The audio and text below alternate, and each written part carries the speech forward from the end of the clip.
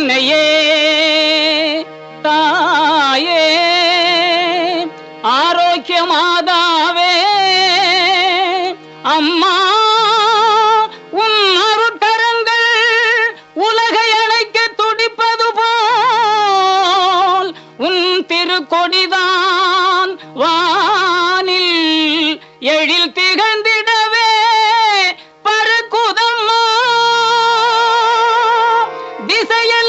திசையெல்லாம் மக்களை வருக வருகவென அழைக்குதம்மா.